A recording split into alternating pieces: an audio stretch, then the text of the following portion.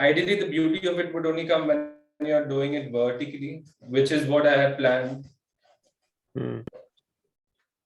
Because you have a lot more space to sort of like, move around.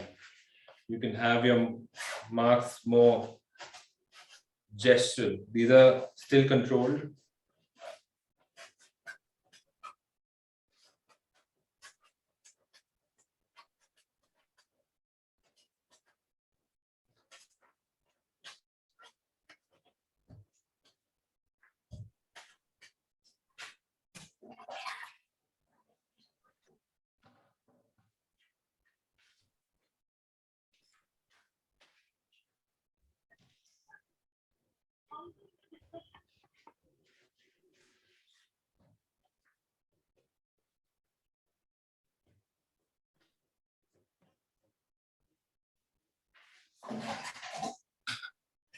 Now I'm going to use different sorts of brushes because that was also his technique wherein he used quite a lot of brushes.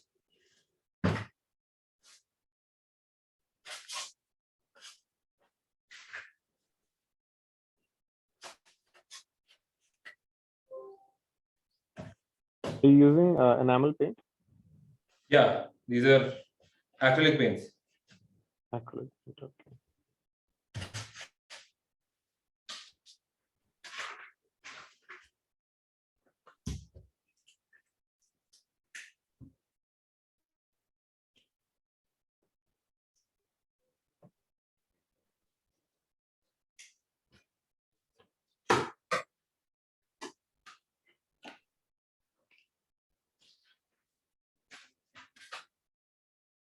And then he had this bit that he wanted to cover the surface.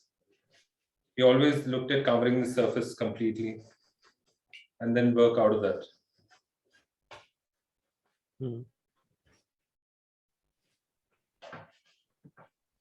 I couldn't tell one of the words you said at the end. After covering the surface completely, did you say Yeah. work out of it or broke out of it? He would work out of that. So Okay. his idea was basically cover the whole surface with paint, and then he would start subtracting from there.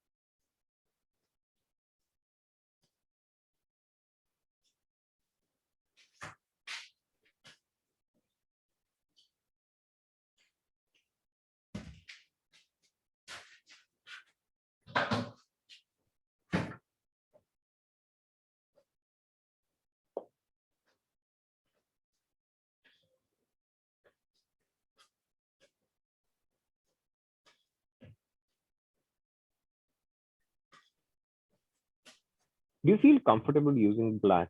Because I don't know, so I actually saw some online class where it basically says avoid using black because it's a very strong pigment.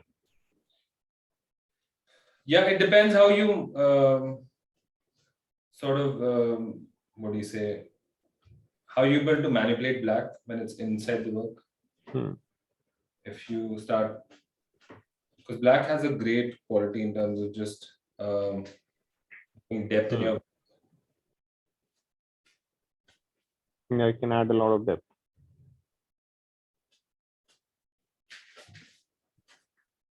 It's very interesting how you set up the cameras. It's very easy to understand what you're doing. So much better. Yeah. So we have essentially covered the complete canvas. He didn't like the bit wherein he could see the white space, so he would keep painting till the time he didn't see the white spaces.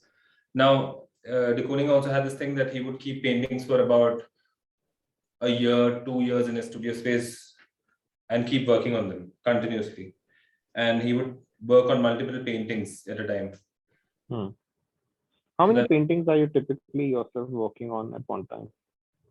me, Hmm.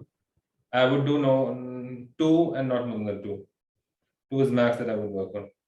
Sometimes it's also 1. Like I would not go beyond 1. Hmm.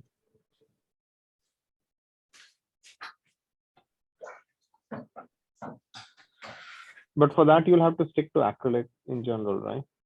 No, you can also use oils. Oils also are great. Hmm.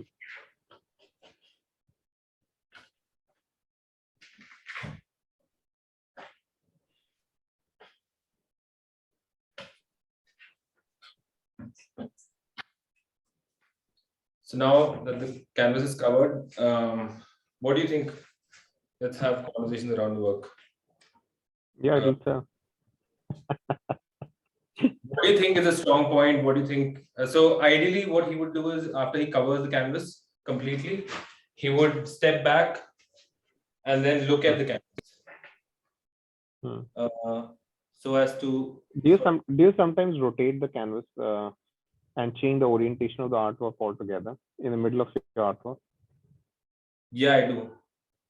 It helps. It changes, keeps changing perspective, right? Like right now, Yeah.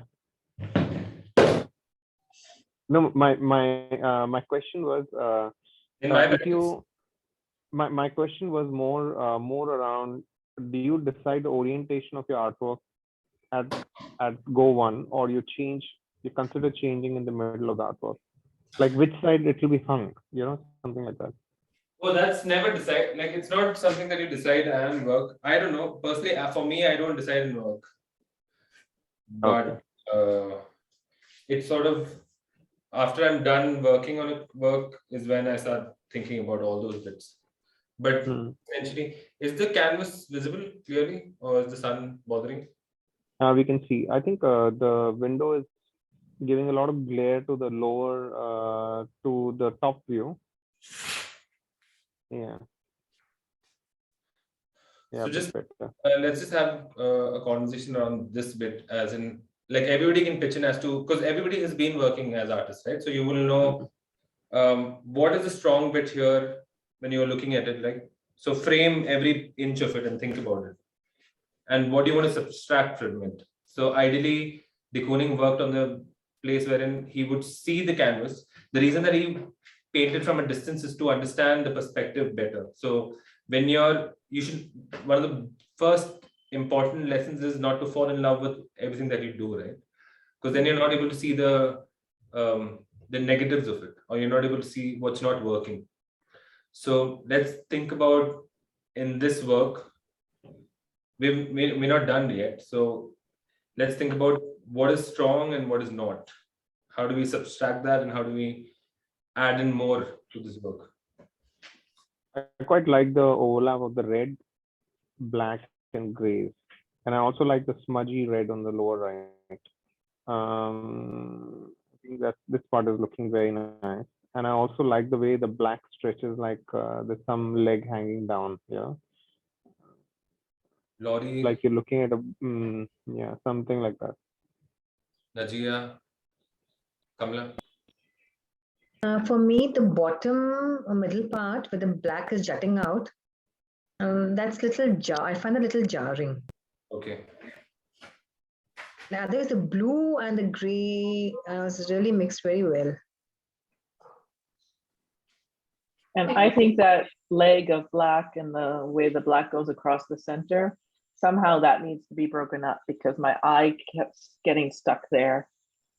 Yeah. I think as a base, I mean, for the first base that you've done, I find it quite interesting and quite nice. I mean, I think as we layer upon it, it should sort of evolve. So normally, as the first colors touch the canvas, it is still quite raw. Yeah. So if we look at this, right, so interestingly, I feel like this bit feels quite nice. like how the reds and the flesh tones have sort of merged. I like this marking that has happened here. I like the blues coming out of the purples. The black is too overpowering, but it still sort of merges into the purple bit. And I like this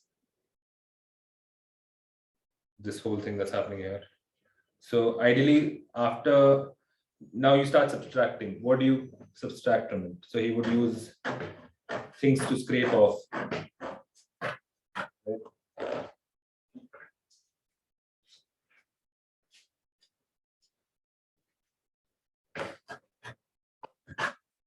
So do you scrape off when the paint is dry? Wait for it to be dry or when it's wet? No, I scrape it off while it's wet. As in Oh. in this technique, we're doing wet on wet, right? Wet Okay. in wet. So we scrape it off while it's wet. Because you see the Yeah, you like see it's the, already looking better on my eyes and it's stuck. yeah. Yes, true. Yeah. Kamlu, it was you who asked the question, right? You can also sandpaper to get some off when it's dry. Okay, thank you. That's pretty like it's really disruptive to the painting, however. So you have to be prepared to lose a lot.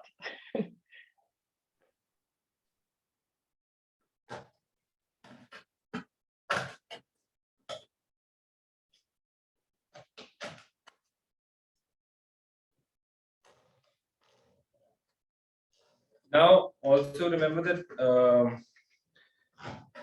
the Kooning's technique was not completely abstract. It had a bit of figurative in it. Like there was gestures and markings that would look as if the work is figurative in nature, but the core essence of it was abstract.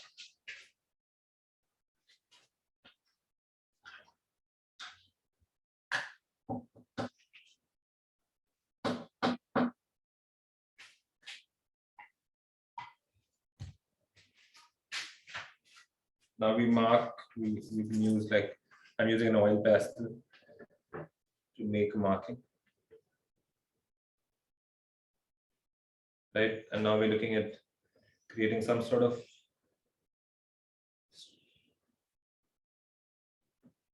a figurative essence to the work itself. This is wet on wet, wet in wet, sorry.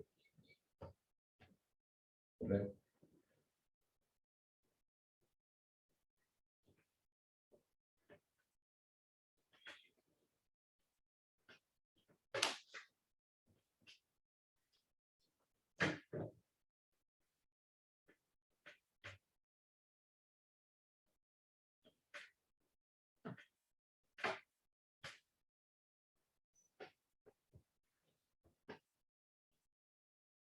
By the way, this is also very new to me. Nobody sees me painting. Like, I don't allow people to see me paint. But so this is new to me. Painting in front of people.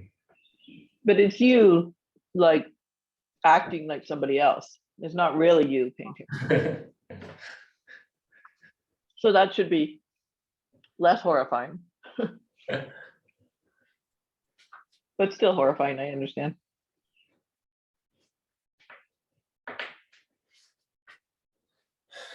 Right. Now let's add in some more.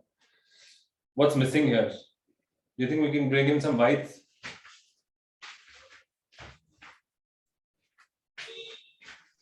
Definitely. Let's Now, do- would you bring it in with white paint or would you bring it in with gesso? I'm going to get it with white paint. But I'm not going to use white itself. Let's tone down the white a little.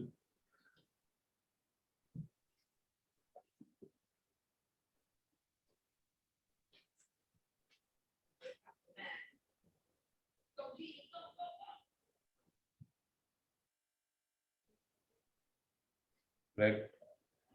Let's start blending in.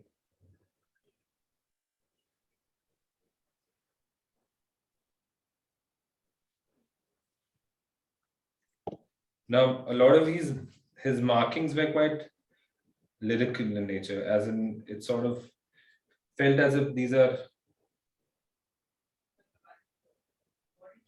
It was like a sing-song sort of the way he sort of painted and put these.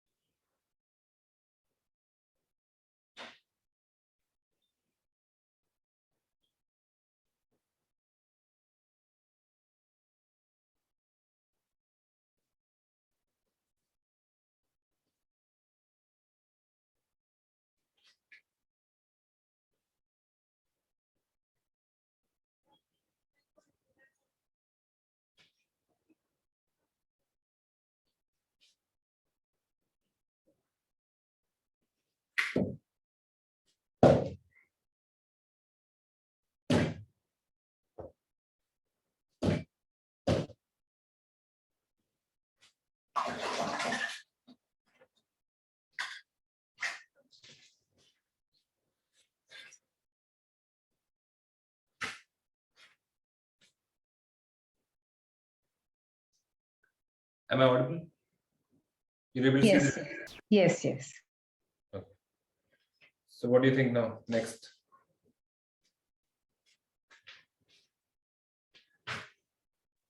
What's too heavy? Honestly, I'm having a really negative reaction to it, and it's almost shutting me down. Like I don't know what to do next, other than cover a lot of it with gesso, just to reset my brain. Like, how are you not overwhelmed by this? Who, me? Yes. But it's not me. Well, okay, but even as a demoist, Yeah. how do you find your next step from here without making it a lot of subtraction, a lot of bringing back some rest? Yeah. So you let me. What do you think? Let's start brainstorming together. So ideally, he also had this technique wherein he would go far away from the painting, right? Right now, it also can be the depth perception that you're having because you're able to see you're looking at the work quite closely. What about, can you pick it up and go towards your chair? So that'll be further away. I can keep it here and see how it goes. Well, if you want to leave the cameras the way they're set up, if you just put it on the back of the chair, like parallel with the back of the chair, we can see it.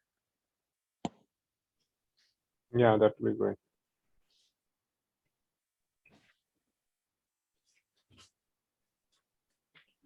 Or even just hold it. Oh, like turn the chair back around and hold it if you don't want to get your chair dirty.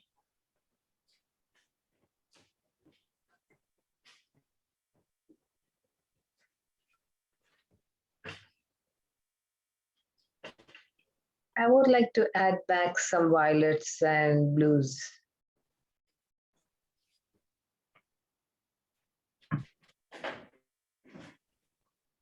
Guys, what did I miss? If you don't mind me just going 1 minute back. So you basically just added those white strokes in, right? Yeah, I just add in the whites blended with the purples, so it's sort of violetish. Okay.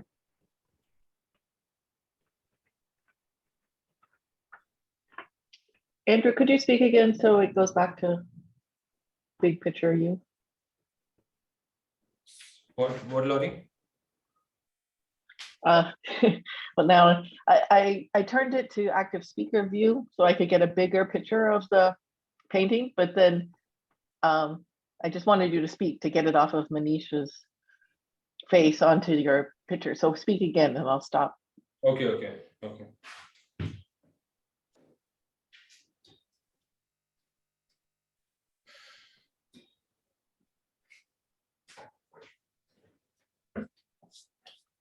So in this, so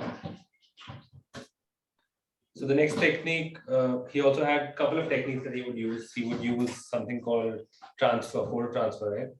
He would use newspaper, because the earlier newspapers from like the 1900s and the 1800s, because the print quality was so delicate, if you gessoed it in on a canvas, it would take the imprint of that. But right now the newspaper quality is quite high, so you won't get the same effect. But just you can take this regular piece of paper, and then we're going to have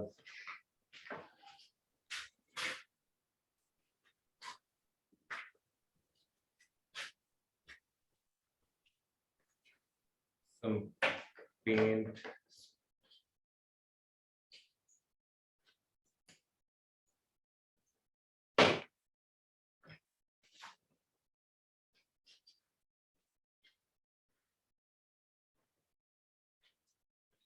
Right.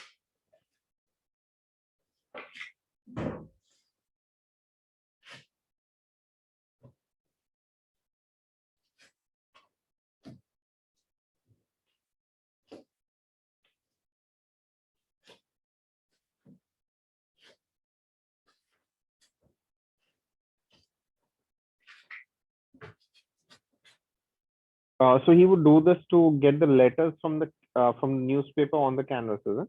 Yeah, or either you can print whatever you want to print. Right now in today's time, you can actually get something printed onto a photo transfer paper, and then you apply gesso, and then you stick that on it, and then it sort of takes an imprint, a mirror imprint of it. Okay.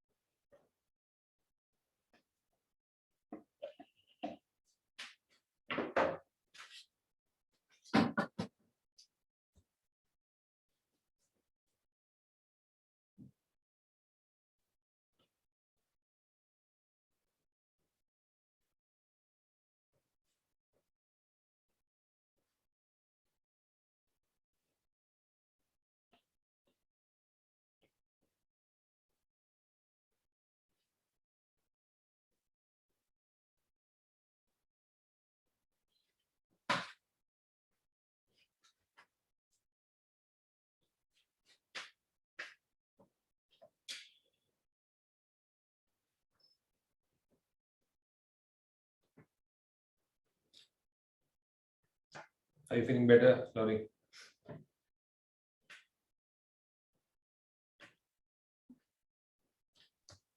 No. I almost said something. I thought I didn't want to be too negative. Pardon? What? I had almost said something a few minutes ago about how it wasn't any better, and then I thought I didn't want to be too negative. I'm really having negative reactions to it. It's making me laugh how intense I'm feeling negative. Wow. Anybody else? How's your reactions?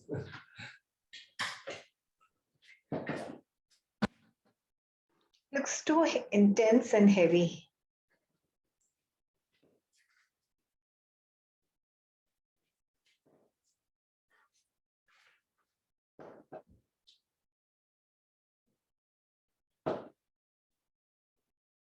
Okay, so what if a person feels too intense and heavy when he looks at the painting? So what would one do to reduce it? So is that what you're doing right now?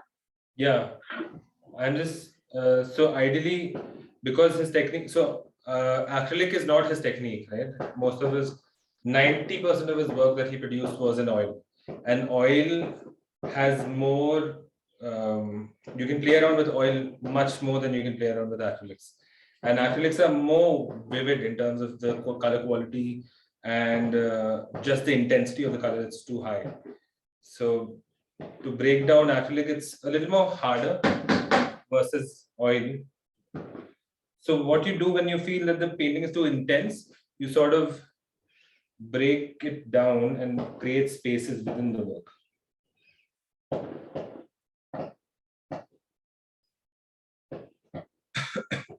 But you're going to go back to his style only. I hope everybody's seen William de Kooning's work.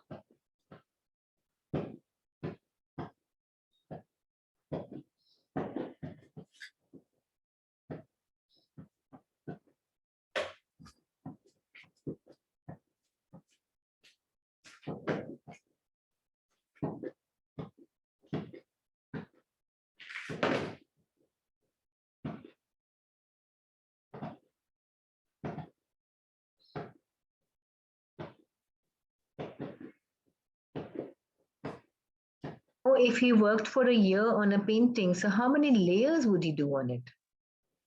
He had quite a lot of layers of work, as in, and it was not continuous, right? Because he would touch upon the work and then go back again and then revisit it maybe after months.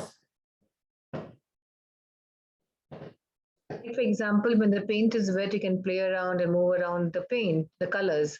But once it's dry and you go back to it after a few days, then probably you need to apply another layer to play around with the colors more, right? Yeah. But then it depends on what section of the painting that you're working on, right? You can. Mhm. Okay. It doesn't have to be necessarily touching upon the complete layer itself. You can always have like just a bit of it touched and then retouch it again.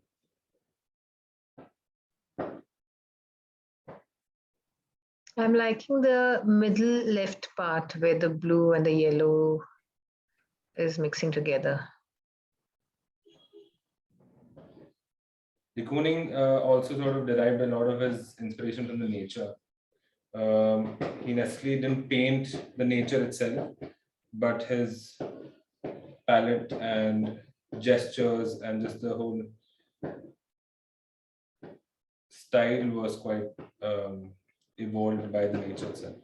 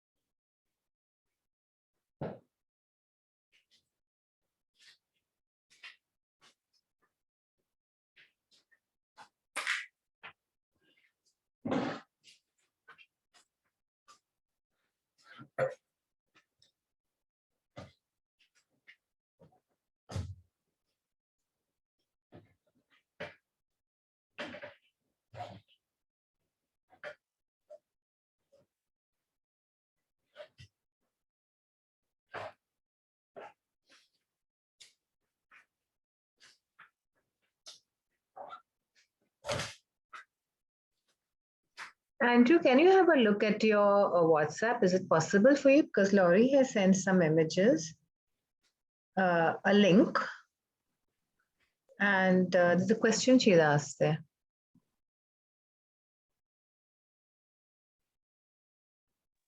Well, when it works, I think, Andrew, but I think it's a different type of de Kooning. Yeah, it's completely different. One second.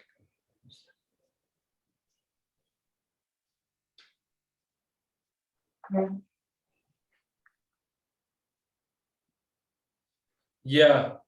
So these were his much later works. I'll show you the work that I was looking at.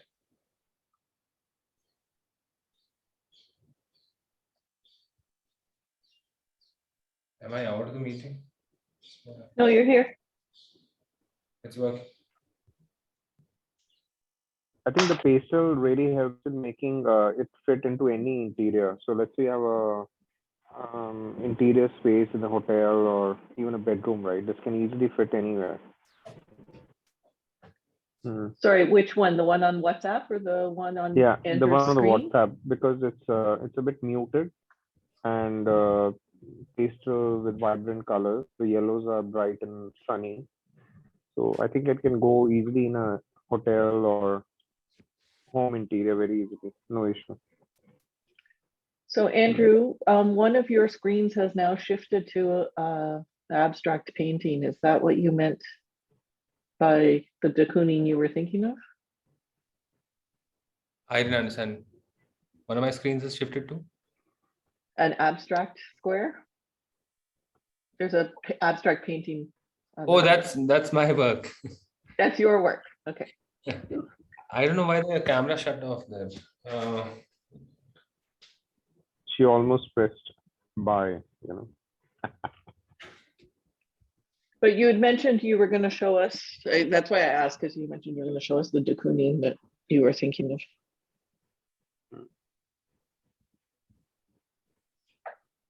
Yeah, I'm just going to share some of this.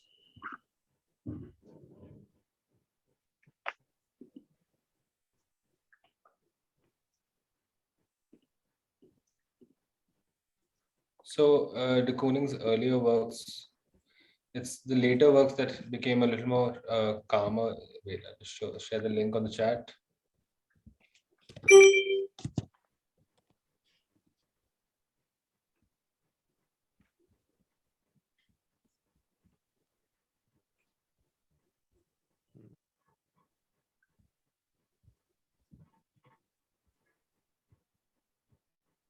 Are you able to see? Yeah, that's very helpful to see that one. Thank you. But do you think the one that I sent by WhatsApp, do you think he still did it by the same process and decided to just subtract in a very dramatic way towards the end? Yeah, so all his works sort of, this is the beginning of all his works, is what the study has shown. This is how he started off, and then he would manipulate the works. Imagine a week later, or say, because this is acrylic, you can just do it the next day itself. The next day itself, you sort of repaint a part of your work, right? And you tone it down, you have more layers on it. It changes the whole feel to the work itself. Like right now itself, if you had to change it to what you shared, right? Let's tone it down here.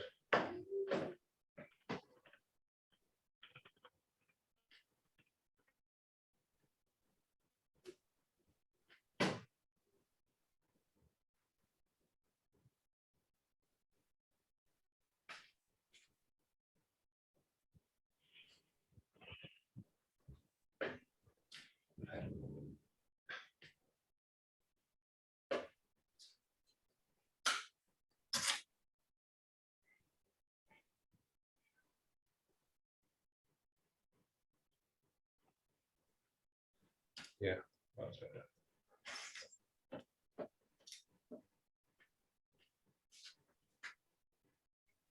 Yeah, like already I'm feeling slightly more restful. And more like I could then react. I knew what to react to.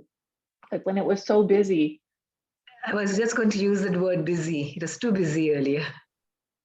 Yeah, so Yeah. you see the work that is on here. So the earlier bit, this is the start to it. You start off with a lot of thoughts in your head, right? Like even in your personal journey as an artist, while you think about a piece, you have so much going on in your head. So you throw all of it onto the canvas, ideally, because then it helps you to see every bit of it, right? Every confusion that you see over here, you can then slowly mute it down as to how as you progress in your work itself, like a week later, a month later, a year later.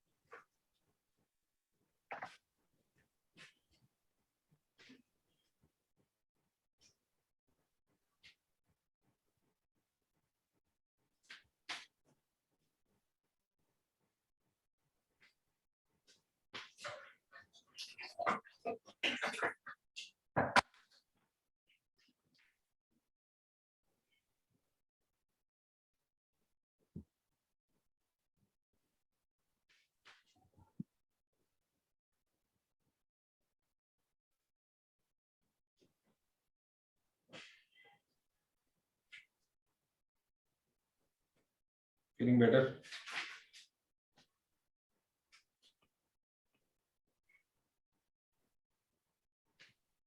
Am I online? Yeah, you are. I'm trying to decide what to say. I don't think it's getting better. I think it's getting worse again. Sorry.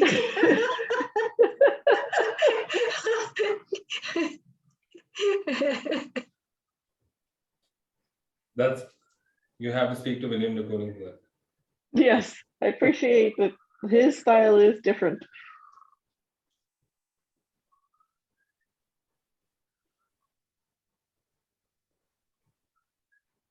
Also, you give it time, right? Once this dries, I'll send you a picture of this the same way how it is. Then I think I'll stop now, because there's also like you don't know where to stop.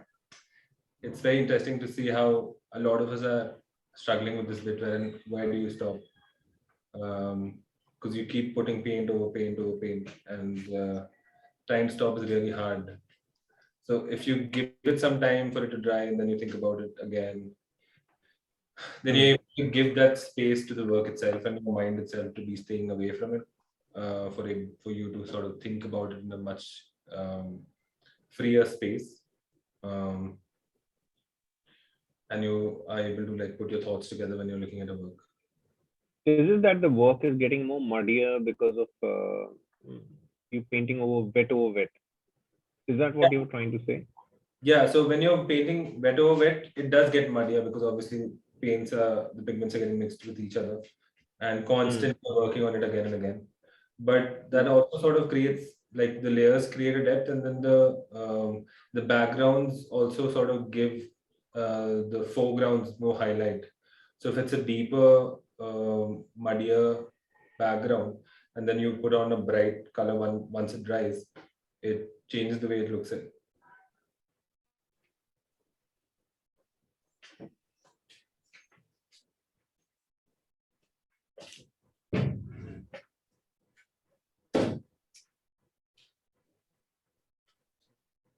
I just lose gravity the moment you rotate the canvas. It's like gravity disappeared. Yeah, completely changed. Yeah. Because let's say you were to make it vertical, landscape in format, right? Suddenly, I would again have this easy trying to do, because when you had it above and below, it at least looked like the sun is on the top and you're maybe looking at the seas below.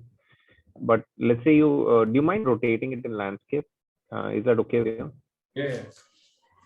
Okay, so now let's say, Should I rotate the phone? yeah, even rotation is okay.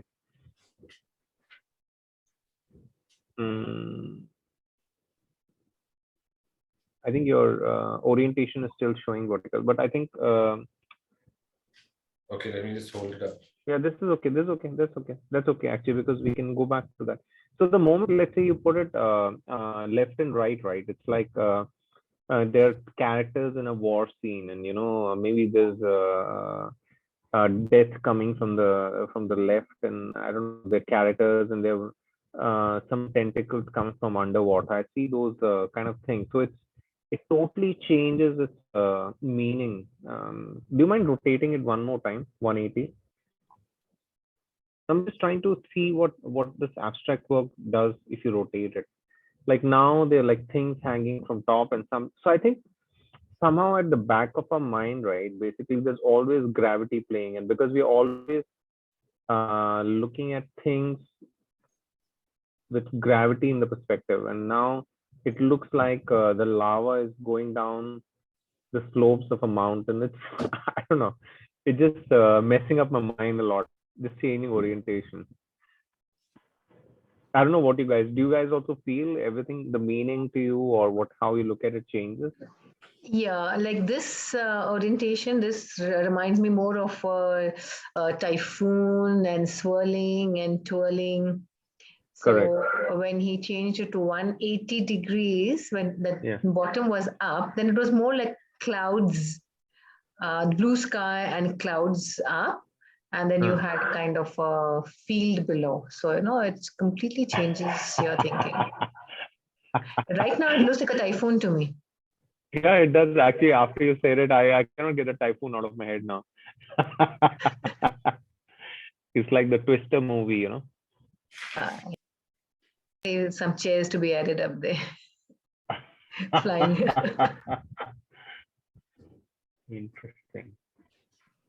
But later on, when he turned it around, it was like more of the sky, the blue sky and the white clouds and some fields below.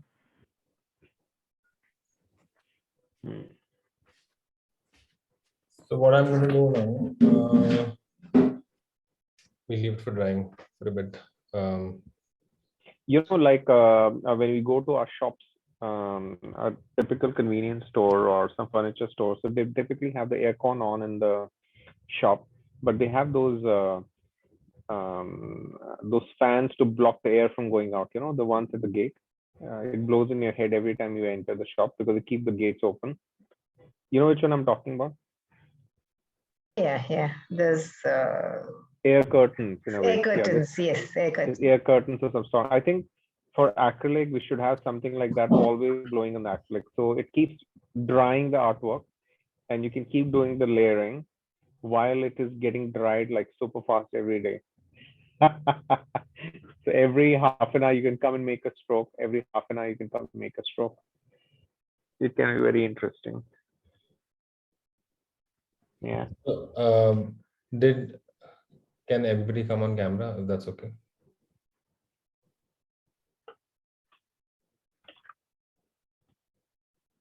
Okay. I will also come. Can you see me? Yeah. Hi, everyone. I'll just Hi. shut the video for this.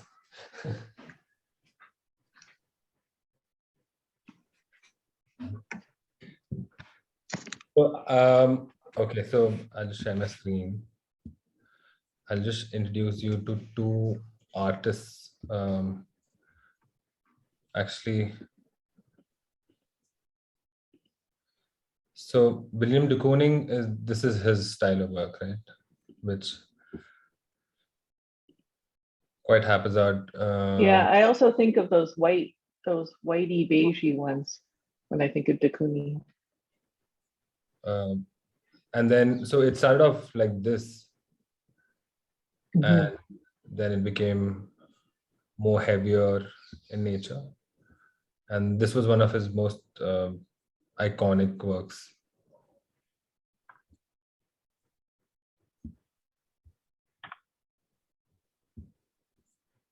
What are So those? Do you mind going to that shot you were showing right now, where it is a studio photograph?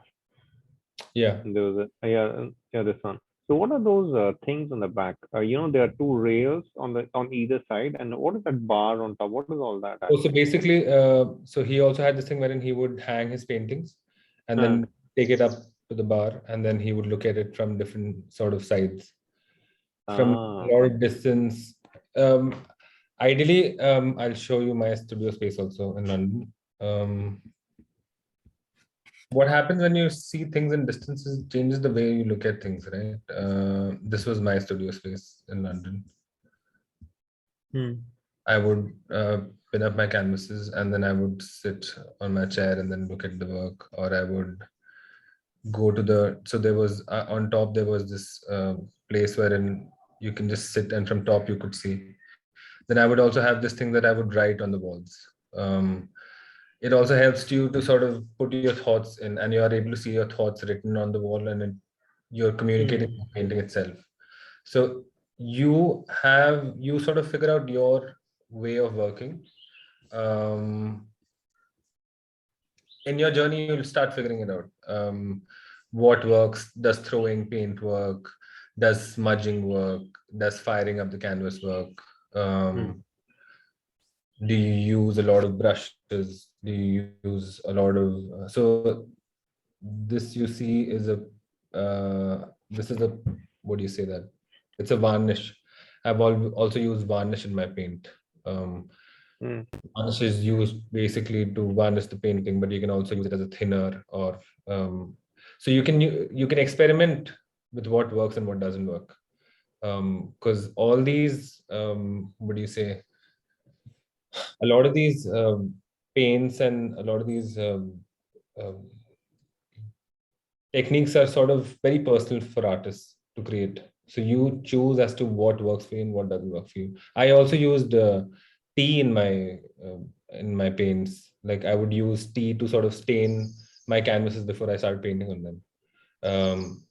So raspberry tea, or just it sounds ridiculous, but I use a lot of these instruments. So I used magnifying glasses. Why tea? Why not coffee? Out of interest. It's my thing. You can use coffee also. No, I also have a lot of tea, but I'm just curious. Why tea? Oh yeah, people do coffee painting also, so you can use coffee. I use sorry, Kamla. What do you use a magnifying glass for? So you can just look at the canvas in a much closer sense. Okay, that way, for a closer look. Yeah, and then you use dry brushes, you use a fork, you just go berserk with what. And then once you find a certain technique and you're good with it and you're really good at it, then you start using that in your style, right? And then people start knowing you for what you do. That becomes your iconic style. Your work is beautiful. Thank you. So ideally, like even Jackson Pollock, one of his works, when it went under the scanner and then they tried to understand what all materials that he used, they also found a lot of his bodily fluids in the painting itself. Like I think he peed on his work. It's just bizarre how people go around, how artists create work, right? It doesn't have to have a structure, but it has to have your bit in it, which is very, very private. It's you who creates it, and only you know the secret behind it. A work of mine, I'll show you a work of mine. I'm sure you've done one like that. No, no, My niece using naughty. no. So Cicely Brown is a UK-based artist, British painter. I had an opportunity to see her show at Tate. She has studied Rothko, William de Kooning, and you see the similarity in her works. The strokes and A lot of figures, yeah. the figures in the work. Yeah, a lot of figures. So she sort of studied William de Kooning, Rothko, and even Francis Bacon, and then she strained these styles out, and then she acquired her own style, and this is her style. You see, there is a certain element of figurative in her work, and then there's also abstraction in her work. But you can see figures floating around in her work. This is like a human sort of standing, and then you have like other figures within the work. Right. So that's the whole beauty of understanding other artists' work. You have to find your own style. And once you find your own style, you sort of stick by it. But studying other artists would help you find your own rhythm and your own creative process also. Like these have so many figures in it, but overall, when you look at the work itself, it's quite abstract in nature. Can I want, because a lot of people don't want to share their process at all. Because there can be a lot of things like because I'm an architect, right? So I would definitely, I don't know what Najiha, right? Sorry, I got your Najiha. Okay, I think you're also an architect, right, Najiha? Yeah. Okay, so I think how architects would typically approach, right? They would have a grid system. We would have some kind of a very strong structure, or we would premeditate a lot of artwork. So have some kind of figures, because we can also compose a lot of things in three-dimensionally. And how acceptable is it in the art world that somebody uses technology? Somebody would do a mural, so they would use projectors. They would, I don't know, stick things together, have tiles which are pre-designed and printed and stuck onto something. So how is that looked at in the art world? Now I'm saying it because you are talking about process. Yeah, you can always use. So yeah, then Najee, go ahead. Sorry, I just wanted to say that actually for me, being an architect, doing abstract artwork is the total advantage of that, to break away from this grid system and whatnot, to be so methodical. The whole idea for me is to actually to break out of that, and abstract art gives me that ability to be independent and gives me that freedom, because when you're so trained to go by the lines, it's sometimes it's hard to get away from that. So I feel for me, my abstract art, I wish to get away as far away from that as possible. That's my take. It's also that's also why I do abstract, because my work, there are certain things that I do a certain way, and abstract gives me freedom that I don't have in my work. Exactly. Yeah. True. Makes sense. Also, you basically see art and abstract work as basically a source of happiness and freedom, to be in the moment and just be happy, correct? Something like that, correct? So I don't know, because as architects, as how we are trained, right? I think there is, you can see it as a disability in the art world, or you can see it as a capability. You can say that because you can compose in 3D, because you can compose in softwares and have some idea I don't know. I'm just doubting myself first, and is it really looked down in the art world, like somebody has Oh, premeditated something? I mean, I totally decouple it altogether. And being an architect is one thing, but doing my artwork is another thing. I don't couple it. I don't marry them together. I don't Oh, wish I see. for me, I because see. I see. that's where my freedom comes in. Because if I keep going back to architecture, then I'm totally tied to it, and I don't want that. And I think that's one of the major challenges of being in an industry where it's a little bit to do with art and design. Because if you have that flair, you can paint, but sometimes you have to think, am I always going back to my architectural training? So Mhm. my wish is to actually to get away as far away from that as possible. And I try to make it as independent, as holistic as possible, and not anything to do with architecture. And I believe for me, abstract gives me the ability. It gives me a lot of freedom. And that's why I feel very satisfied when I do abstract work. Yeah. But I I feel see. like, Najee, you can also think about like, because initially when you're trying to get into something that is not your field or something that you are not comfortable with, right? Because when you are disciplined in a certain technique or a certain study subject matter, and when you're trying to get into something that doesn't have a rule structure or doesn't have like something to go about, right? It's not like fine work. All art is art. Like there is nothing called fine art and there is abstract, but it doesn't have something as in to see a life drawing and then sort of look at the nose, the structure, and all of that. Abstract art is not completely emotional. Also, it sort of has its own techniques and methods that people use to create work.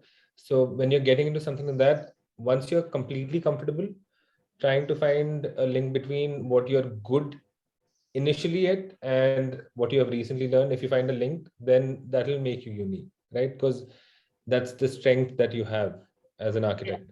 Yeah, I don't think there's any right or wrong way, because Yeah. a lot of us in the group are not don't come perhaps from design-based industry, which is totally fine, and they can, come up with also abstract art, which is really nice, really I awesome. feel like because there's so many artists in the world, how do you make yourself unique? Yeah, At the end of it, you may not say that it's not to sell work, but then how do you differentiate yourself? How do you differentiate a Najia's painting versus a Manish painting? Both are exactly. architects, right? But how do you look at the work itself and say this is a work by Najia and this is a work of Manish? Because abstract in nature, it's so easy to get lost in such a massive world of finding. So finding a style is very important. That's just how you become who you are. It's a signature style of yours, but it's not necessary that you have to run behind it. It has to be a process that sort of brings you there. Because I was for the longest time quite worried about why am I not reaching the style that I have to, or how long will it take for me to reach that place. But in that whole madness, you forget that you're forgetting to enjoy the process of it. You forget to enjoy the materials, the elements within a work itself, and how you explore that bit. So I think that's also an important bit. I'll I'll share. Okay, so I'll share two of my works, and then everybody else can share their sort of. I think Laurie has already seen this. She had a special task earlier, so she saw the work itself. Yeah, I got a private session. Oh, is it? How come we didn't get such a session? You guys Nobody didn't else join. showed up. I was the only one that showed up. By default, I got a private session. Oh, um,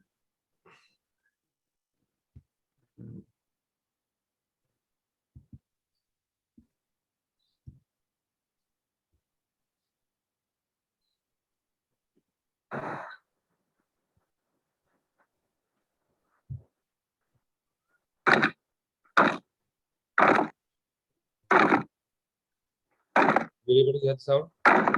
Yeah. we can hear everything. Yeah.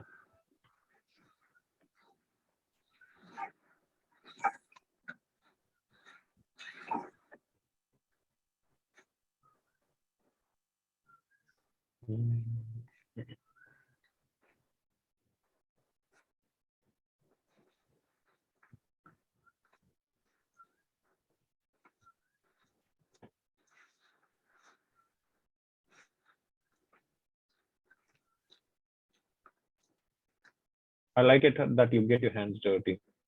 I really like that. Same. The dirtier, the better. It's like breathing life into you. You know, that paint, which won't come off easily.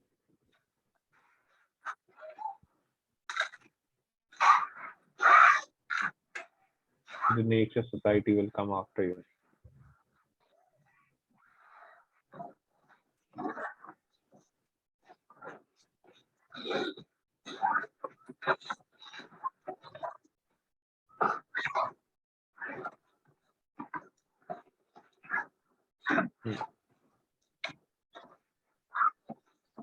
You know, the new Osmo, there is I have a suggestion. When you're doing these uh, sort of capturing your artwork, there's a DJI Osmo camera. Okay, so what it does is you can actually select something like an object or a face or a hand or anything. Okay, so then what happens is as you move that hand, it'll track your hand and it'll basically turn its head along with your object. You know what I'm trying to say? Yeah. So it can be very interesting how as you move the camera itself is going to basically pan and tilt and keep it stabilized in the 3 axis. DJI Osmo.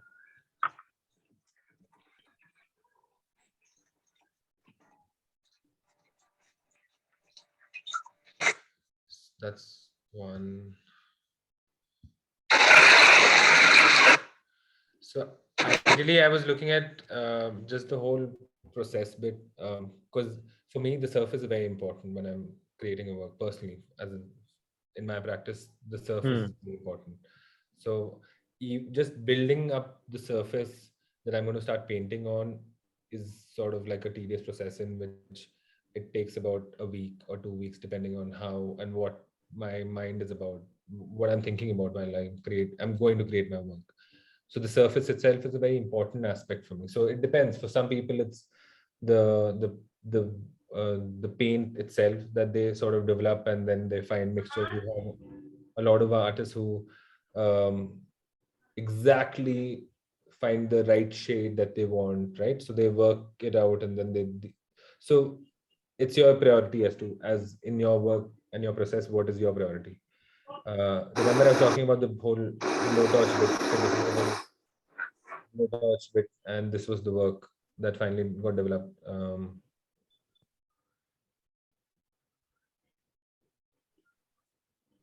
That was firing the canvas, as you said last time, right? Yeah. Beautiful. It's very beautiful. So what are these red marks from? Which one? These?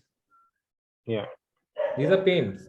So this work has a lot of staining method that has been used, a lot. And then these blacks that you see is also amber and burnt with torch. So burning, you'll have to figure out what works for you, as in like the burning technique is a very, you'll have to, like, I can't tell you exactly at this temperature because this is not architecture. This is personal. So you'll have to figure out after burning a couple of canvases as to where you stop and what is the right ratio. Okay. So you use this only, I believe, for acrylic or also for oils, because oils No. will burn, With right? oil, acrylics, you can use it with mixed media. So what happens with blow torch is that it burns out the excess. So oil paints are made of linseed oil and pigments, right? So when you burn it, it dries up much faster. Also, it what do you say? It seeps the pigment into the canvas itself. It just does a different sort of staining on the canvas versus when you stain it with turpentine or with turpentine. When you dilute the oil to a much lower grade and then you sort of put it on the canvas, the staining is very different from burning it into the canvas. Like you see these are so like, as in it's so fragile, the staining is so fragile, like you won't get this sort of staining if you do it with a brush and turpentine and oil pigments. You'll have to find another different method. So I found that burning works great, and that's how I was able to achieve this whole. So you basically burnt out that area, and Yeah. And then I stained it with white. I see. Looks very delicate and nice, beautiful, very delicate. Right, and then you looked at. So I started evolving my practice, and then I got into photography and videography, because that also sort of was a way that I was looking at art. You don't have to necessarily, like, I know that painting is great, as in it's a very important way of expression, and it sort of has taken over the world. People just imagine that painting is the only way of expression, but you can also evolve as an artist and looking at things in a different manner. Like for the longest time, I couldn't believe that I wanted to get into photography or videography. It's only when my tutor sort of helped me look at it in a different thing or a different way that I then started exploring that bit of my understanding of abstraction. So I do abstraction even in videography and photography. It's on how you look at it. That's an important aspect, right? And also, what's your thought process around it? How are you sort of trying to express yourself in your work? Maybe you will be able to express yourself much better in a photograph versus a painting, and it will take less of your energy to express it in a photograph versus a painting. So as you evolve your practice, you should explore like different mediums also, just to better express yourself. It necessarily doesn't mean that, because it also may be an understanding that painting is the only way because it sells, right?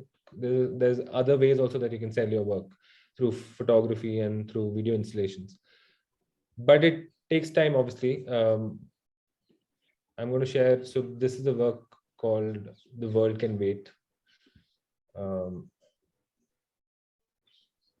going to shift to a minute of this.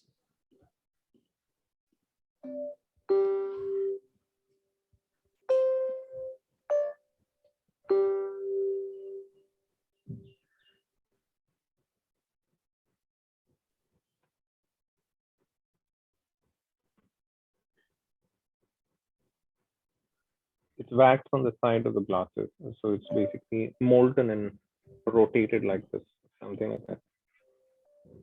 Yeah.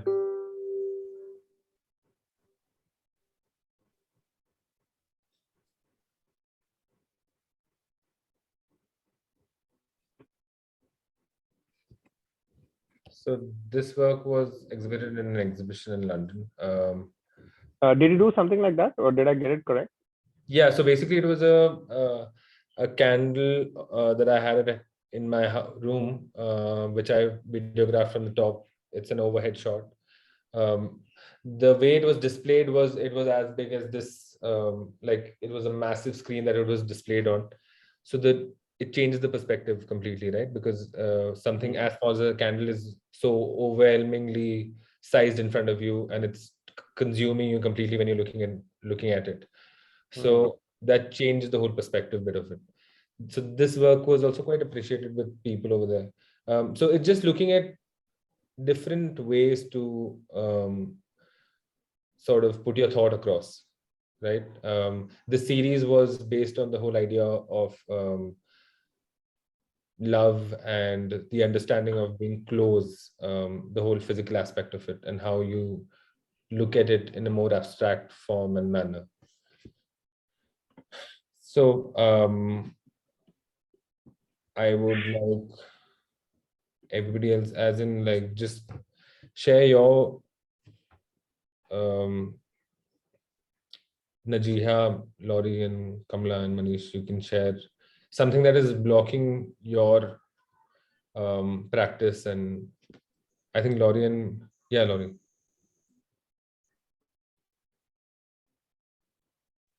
I'm gonna sign off now. Thank you, Andrew, for showing the different artists. But I'm gonna go. Sure. I signed up for the class thinking it was gonna be understanding different artists. And so I'm just gonna use this time to step out now. Sure. Thank you for sharing. Thank you. Bye, everyone.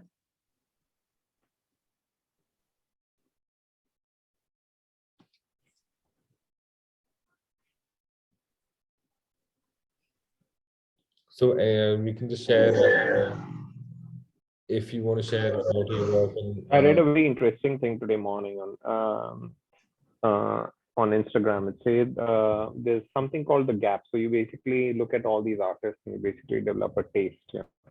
But your the skill level is always lagging behind. So you want to get there, but your skill is not yet there. So there's always this gap. So I think my gap is like so big because I don't even know how to mix primary colors.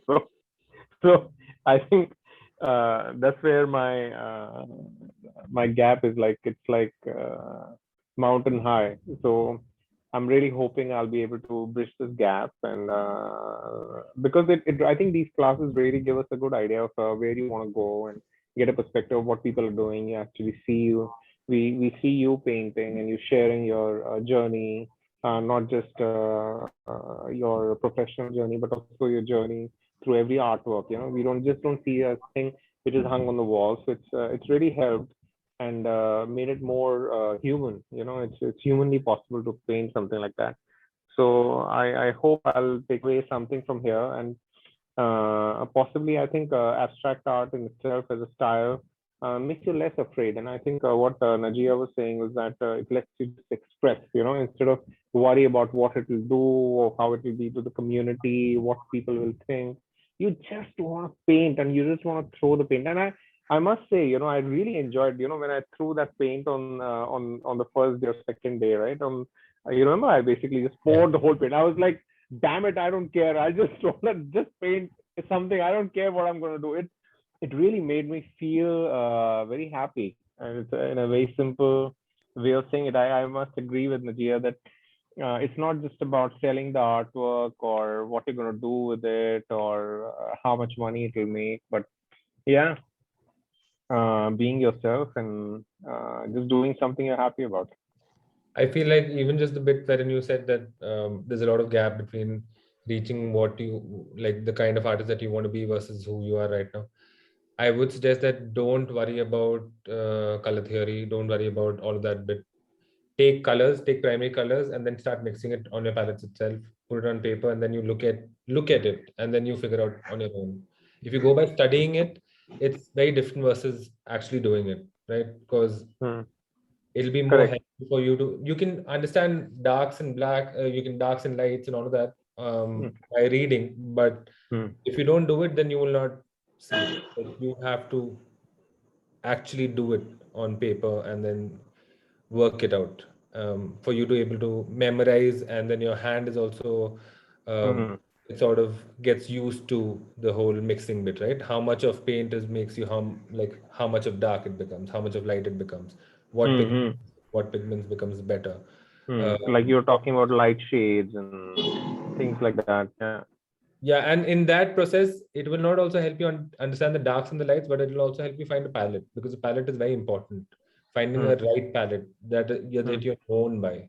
William de Kooning may have like insane amount of colors and paints and textures in his work, but if you see a William de Kooning, it's a William de Kooning. Like, you can, from your most subconscious mind itself, when you're looking at the work itself, you'll just say it's a William de Kooning because it's him, even with an unstructured, so haphazard painting that it may look like, but it still speaks out who that artist is. So finding that style and finding your calmness within that madness is also very important. Kamla, Najia, you want to say your? I'm still learning.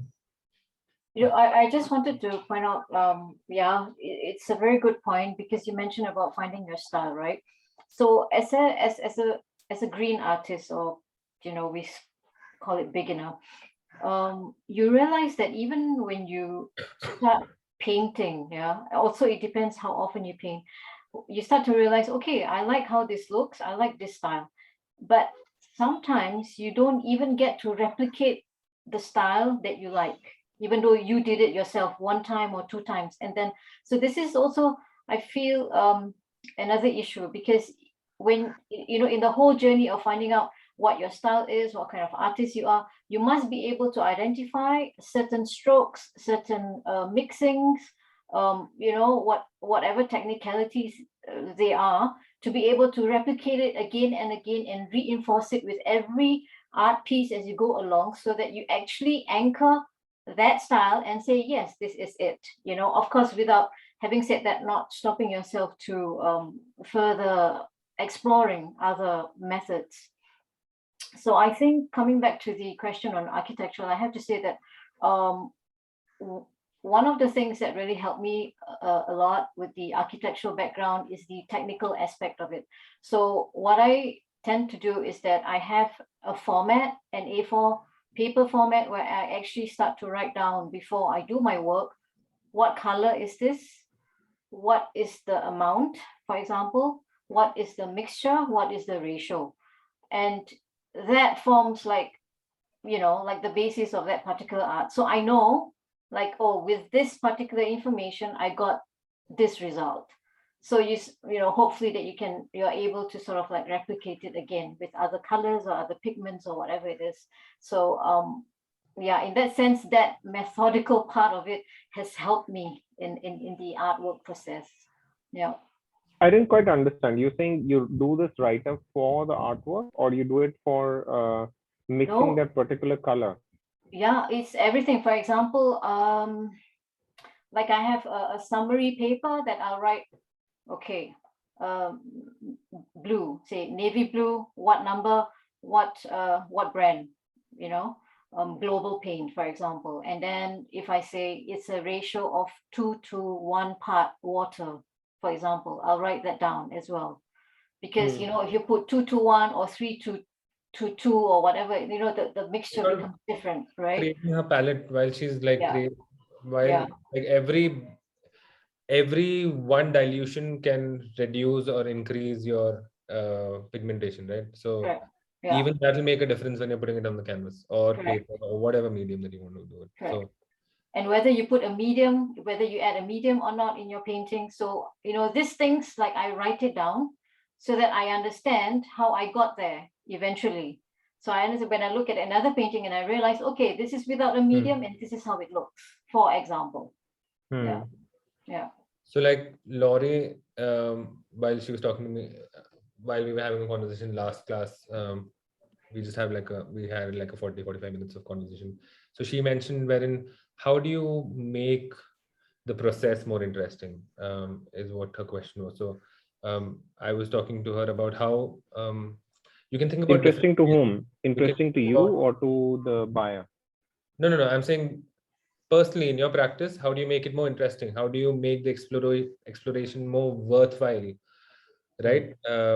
So you can also think about using different brushes. You can think about using probability in your work. So you have, say, a charcoal, and then you also have restrictions in your palette and your colors. So imagine doing an abstract with just 3 colors, doing an abstract with 2 colors, doing an abstract with just a charcoal and 1 color, right? Exactly. And then it will also help you create a series around it, because then it also pushes your creativity to think in just that bit. Like when you box something up, then you're more creative, because then That's you very don't have much interesting. choices. Reduce your choices and increase your creativity, right? The more choices that you have, the more confusion it creates. Look at Netflix, Amazon Prime. It's screwed up our mind. Like you can't figure out one film. Through the whole day, you're just scanning through which film you want to watch and asking recommendations from friends and all that. But you still, by the end of the day, you're not able to figure out one film that you want to watch. Back in the days, it was so much more easier. Everybody's just waiting for that 7 o'clock film to start or like 11 o'clock film to start. Life is good. Yeah. So you make it easier for yourself. Just reduce the amount of choices. When you walk into a store to pick up colors, pre-decide your colors. Don't go in and just go crazy. Because earlier for me personally, I used to go crazy and pick up all colors, then go home and then figure out what do I want to paint, and then I end up messing up everything. So you walk into a store, pick up just the colors that you think would work with you, and then just put on those blinders and just walk out. Najiha, I'll Totally steal your agree, yeah. idea. Najiha, I'll steal your idea, and Yeah. I will definitely do it, and I will use what Andrew said. I have noted down 3 things, which is he talked about play with the brushes to keep it interesting, have increased or reduced possibilities, and create restrictions. I think I'll definitely try a combo, some kind of a cocktail of this, and let's see what I come up with. It's very interesting. Like there is a series that I did. It was just restricting myself to, this is my art page on Facebook. I restrict myself to just these 3 colors and 2 brushes. Why do you say 3 colors? You'll see. Okay. Yeah, I totally agree with you, Andrew. It's a very good start before one gets into a more complicated level. So the more simple you start with, the combination, then you understand how the colors work for you as an artist, and you can sort of like always layer over. Yeah. You also have it's sort of understanding something in a much minuscule manner, and then you slowly build it up to a much larger scale, because then you have Exactly. you can hold it here, then you can hold it here. Correct. What So material? What is this on canvas or it's a paper? no, or these are 300 DSM papers. And these are also the simplicity has real beauty in it. It's simple, but it's also beautiful. This is my quote. I wrote this quote. Sometimes the easiest solution to the hardest things in life is to let go, and a lot of us struggle with that. Control exists in us, but knowing what we desire to control is a choice that changes our existence. Beautiful. Wait, let me take a picture. I'll have to read and understand. Wait, sorry, I'm getting new glasses. I can barely read actually. So this is I've ordered. This is oil and new paper. glasses. oil and paper. Okay, Let me try to read what the hell it says. it's very beautiful. Very nice. Very nice. Yeah. And I also always say, the simplest things are the hardest to do. I like this my first answer. work. I like this. Really like this. This was my first work in this was my second work in 2010, 2011. Nice, yeah. It's sweet. It's called Faceless Joker because it was called Faceless Joker. I don't know why I've written Faceless Man, but the idea was to have that we all are like jokers. We enact. So if you're at work, you have to impress your boss to get your things done. If you're at home, you have to impress your children to get them to do a homework. If you're married, you have to impress your spouse to make things work in a relationship. So in every stage of your life, you're a joker. Not in a bad way, but in a good way. Like you have to entertain the other person, or you have to entertain yourself to sort of like let the world be more in sync and cohesive in the way you want it to be. So, and then this was a series that I did on just photographing the rag of the painter's rag. So basically, I have a rag that I clean my brushes Shown this onto. last time, yeah, very pretty. Have you also done a lot of I don't know what you call that artwork, painting humans? I don't know what it's called. Oh, live drawing. No, not live drawing. Just basically with a lot of faces or portraits, or Oh, are you talking?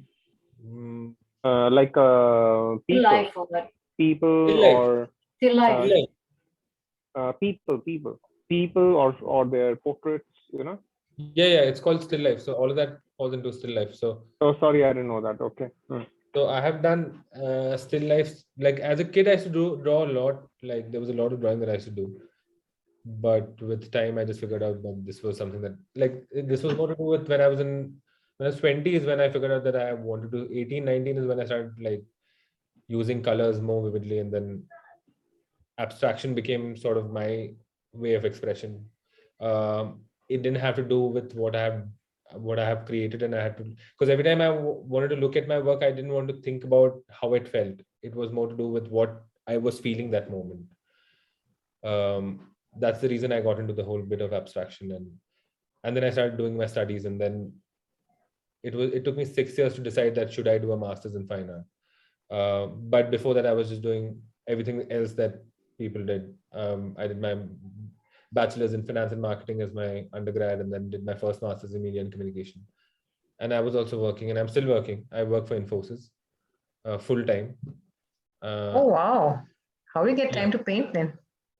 I take out time. On weekends, I take out time. It's just being quite hectic with just because the thing is, I don't want to completely depend on art as my source of income, because then I will not do justice to it. Then I'm constantly thinking about next paycheck has to come. So I have to push a work of mine, I have to sell it for this price or that price. And then the painting becomes, it doesn't become bad, but it's just that you're insulting that whole process bit of it. I want to take some time. I want to give it that it's a very it was a very conscious decision that I will keep working till I'm at least 50, 60. And I think about taking it full time gradually. But till the time I want to work and I can work and I have all the energy in my body to work, I will work. Because it also keeps you creative. Because right now I'm working in Infosys in the health and well-being space. I take care of strategies, research, and communication for health and well-being. It's a small team called HALE, Health Assessment and Lifestyle Enrichment. The whole of Infosys, that's 2 lakh people in India, our team, which is a team of 4 people, we take care of the whole communication bit and research and deployment of interventions. I have a question for you. Do you think you will ever do art full time? Just art, nothing else? I feel like I thought about it, but I figured that when you think about,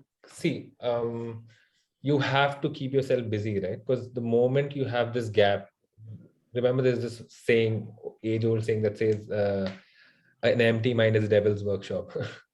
and I and I feel like what happens during that 1 month or 2 months when your painting is drying, right? And you have to be patient about it.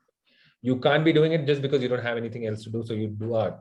You have to give your art that space. You have to give yourselves that space. So what do you do during that mid career bit? Like, either you have to be a very successful artist, like who's churning out paintings like this, he's so busy. Like, for example, a lot of artists are now doing prints. They're doing paintings on sofa covers and divan and a lot of other sort of avenue they're exploring their work in.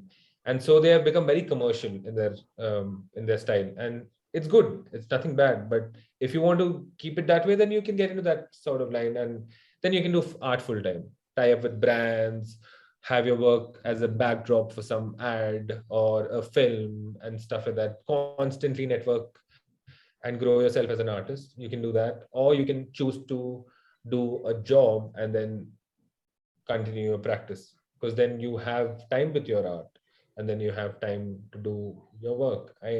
But choose a career that is sort of not dictating, or it's not taking away this sort of your art practice, and it's not harming your creativity.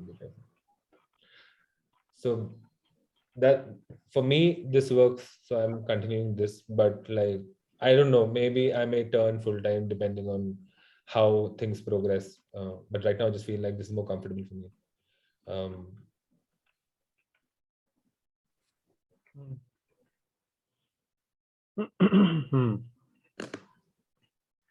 I do that. I'm doing that now, actually, the art printing. I mean, I do some originals also for sale, but also going into the art printing. at Or the some moment. of your work. We'll be very happy to see if you're okay to share. Yeah.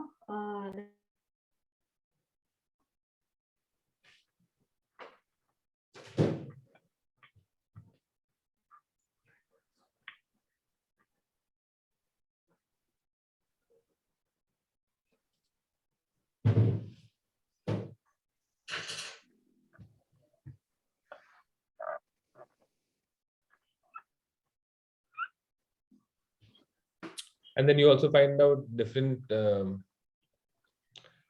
So like a friend of mine, Dan, he does. He's wow. Oh, wow. I don't have a website of mine. Yeah, Wow. let me just note down your website name. Huh? Yeah. Oh my goodness, you already have a website. I feel so much competition right This is now. my website. It's still under construction though, so it's It's fluid We art, can right? we can see it or not? so Can we see the website? yeah, I'll send the I link. love this. I Thanks. love this. So basically, what I do is I do fluid art. I'm debuting out with my fall collection 2021. Beautiful. I love fluid art. Thank you. Beautiful. So I I think do. Najia, you and Kamlu should take one of the classes for us. You know. No, I'm still in the beginning. Nadia should. Oh, she's doing it really well. I was just like playing around with paint. Thank you. So I have This is wall beautiful. art, which is like the reproduction of my originals, and then I have the originals itself here, and then I do also commission works. So I've done some commission work here. Love this. This black and white. Beautiful. This one, so you can see It's this very is- nice. Yeah. this Did you for- photograph this? Sorry, Is this photograph? this is an original art. No, but I'm saying the cat and the table. Is it photograph or Photoshop? No, you have a special app that you can use to mount your artwork. So you can use and then you can place your artwork behind.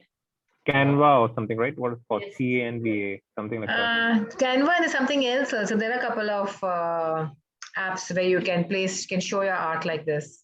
Yeah. Oh, I love it. So these ones Oh, are commission works at the moment. beautiful. Yeah. And then I have this one as well. Najee, you can take a class on how do you keep your motivation high. I will join that class. How do you keep what? What did you say? How do you keep your motivation high? Like I am going through this whole thing wherein I have Yeah, just stopped. It's very It's gorgeous stuff. Gorgeous. thank you so much. So basically the reproductions, the idea is that I have the originals which you can buy, but they're of a different size, obviously. Now when we talk about spaces in your home or your personal areas, you might want to cover a space of 1 meter by 50 or whatever, and therefore the reproductions are here so that you can customize the sizes according to what you want, and get it printed out onto canvas. And also these are actually an alternative to commercial art prints. So instead of going to IKEA where thousands of people buy the same print just to adorn the wall, so instead of buying that, why not buy something which is more unique and more controlled? Because I don't sell like thousands of copies. I try to limit them to 100 for each. So you know that what you're getting is a really customized original piece of art. So were you able to sell a lot of these? It's or any not of these? official yet. It's not launched yet. That's why it's still under construction. But Okay. I hope so. I've done some commission works. So I've done some commission work. So the commission works are out. Those are what I've sold. But these ones, like the reproductions, it's still under construction right now. So yeah, that's why Okay. I'm really, really busy. Yeah. Very nice. Thanks. And No, yeah. I was quite serious, when I said you should teach us do all this, and I'll be very happy to join, Okay, that's really great. So what I'll do is I'll send my I'll put my website here. It's not launched yet, but if you subscribe, and then you'll get an email once it's launched, and can have a look. I would really appreciate it. And if you know anybody who's interested to get artworks, personalized artwork, then you can always come to me. Yeah, so that's where I'm at the moment. Beautiful. Thank you. Kamlu, you also had something interesting, right? You were showing some fluid works in one of the classes. That's baby stuff compared to what Najia is doing. Oh, But think of it like this: if we can see the journey, we'll be happy. We are here to be Yeah, inspired, you know. exactly, yeah. I don't have them on I my see lap. Najia. Hmm. I was just I see. thinking after seeing all your work that, I have been very. Just hold on for a minute. I think there's some alarm on. Hold on. Hmm. In fact, Yes. Andrew, when you were showing your work of 3 colors, I remembered I've done a series of black and white, and then I put different colors in it with the palette knife, the small 12 by 12 inches. So I was looking for those photographs. I couldn't find them. Maybe I've deleted them. So I feel now I should make my own folder on my laptop with all my paintings, whether they're good, bad, ugly, baby stuff or not baby stuff. So I think it's time I do that. So that's a big learning and takeaway from all of you, that I have to get my stuff organized.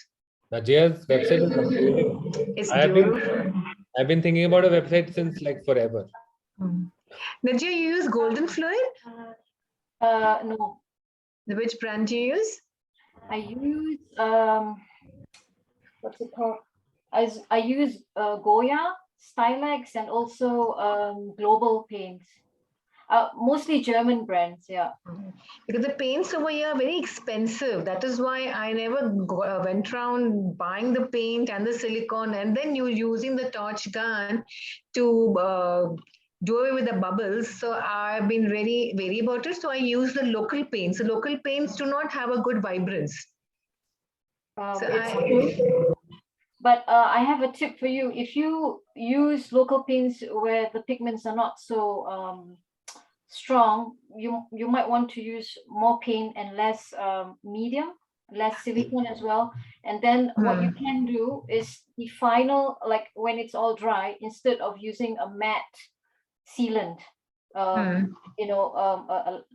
lac on top, normally you protect the surface, right?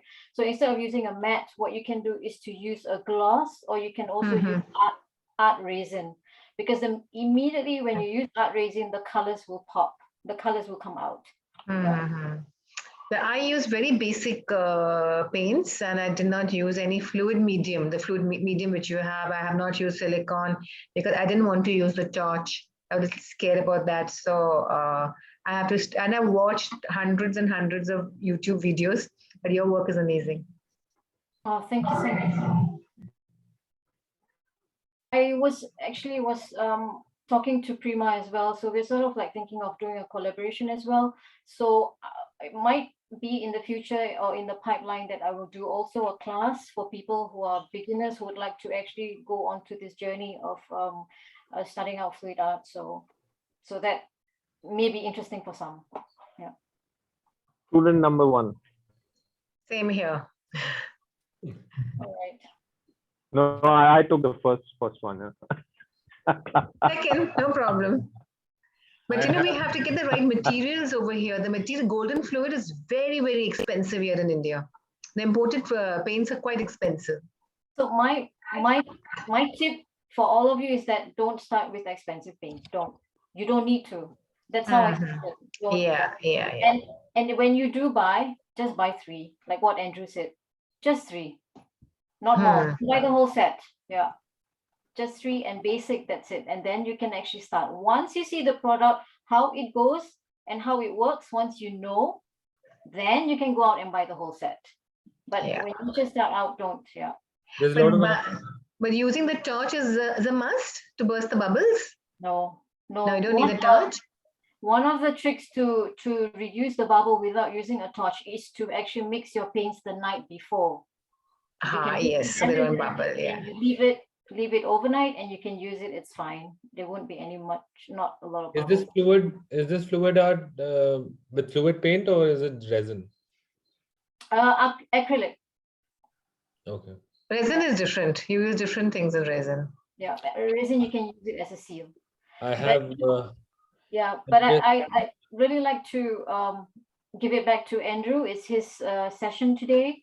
So if you guys have any questions, you can always directly message me. It's not a problem. I'll give you guys a few tips. And when the classes do come out, I'll definitely be looking forward to meeting you guys there. If you have questions around resin, I could help you with that because I have done a series of resin work. Oh, wow. But then this is a work that I did on resin. Love these colors, lovely colors. Sorry, what is resin actually? Is it like a paint or is it like a, what So is it? I resin don't know. is something which you're an architect, you should know. It's used for flooring also. No, I know that the resin flooring and the translucent thing, right? Basically. So So basically, you mix it with pigments, which are you can use any of these fluid pigments. So you get these. It's not specific for resin, but you can also use it on paper, on canvas. So the same pigments, you can use it in resin itself, and then use a hardener, and then you mix both, and then you spread it on the panel. Usually, you do it on a wooden panel because the outcome is, or you can use it in canvas, but then canvas boards, but the better option is to do it on wooden panels. Beautiful. what did you say about the canvas? Canvas, what happens to the canvas? So on canvas board, you can use it on a canvas board, not a canvas. Oh, because Listen. it will because as it hardens, it's going to basically cramp the deform your canvas, is it? Yeah, so sort of like when you put it on canvas itself, once it gets dried, it's going to have you can't frame it. There's a lot of things that you can't do. So either it has to be already framed canvas, like a board, which I used here today, or it has to be a wooden panel on which a canvas is, or you can directly pour it on the wooden panel itself. Andrew, can I ask you, how do you get that result there at the bottom? This picture here, the painting bottom on the right hand side, yeah, that blue, yeah. How do you get this effect? Do you use a brush? How do you get this? So I had drawn on the panel itself before I poured the resin, and then you understand the transparency of it. I can't specifically tell you what the ratio is, but you find out the transparency bit, and then you pour that on top. So then the layer beneath will always show up on top. Oh, okay. Nice. Interesting. Beautiful. Yeah. I have no idea what you actually meant. Okay, so if you Like Which an one is the layer? underpainting. Which one is the layer on top? The darker blue or the lighter blue? the resin, so there are different layers on it, right? So resin has this quality that as you keep layering it one after the other, it'll change. As it changes and it solidifies, the color schemes will keep moving around. So that bit is very unsure. Like no amount of maths or no amount of understanding resin can find out exact accuracy of these colors changing. So that's a hit and trial method. So like for example, like all these pieces have gone, this piece is still available. Like I can show you in live how it'll look. It's in my storage. Do you want to see it? Yeah. Sure. Yes, yes, please. You can share some of your work, Kamlu, with us later. I'll click pictures and send, and I have to really put them in order. They're all over the place. Sure. And I'll look for pictures and send. Thank you. I did share a few initially, but I'll find some more. I have 2 pieces here. Okay, let me also get my pieces here. Yeah. Yeah, that'd be great. Yeah. It's more fun to see it live.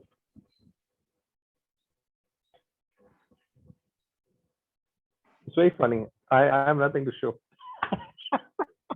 You've already done so many. Sorry? You have already done so many. No, I'm actually I've concluded that if I want to be successful in art world, I'll have to paint one painting a day. If I cannot do it, it'll be financial suicide for me. Okay. Nice. This one. Pretty. That's a paw. That's a paw, isn't That's like it? a That's nice. Yeah, it's that's a, like it's a pour. It's a pour. Mm-hmm. Hey, let me just maximize you. Hold on. Just give Okay, me now a I see second. what. Andrew, oh, lovely. So you're Oh, able to that's see? nice. Yeah, I like that. Pretty, so pretty. Yeah. So, okay, so the line work which is there is basically the layer on top. Is that correct? No. The line work that you see right now is the underpainting. Oh, so you can see through the resin, is it? Yeah. It depends on the Oh. amount of the consistency of the mix between hardener and the resin itself. Hmm. Nice. What are the pieces there on the right hand side bottom? What are those pieces there? Yeah, these ones. What is that? I have scraped oil acrylics within resin. Ah, okay.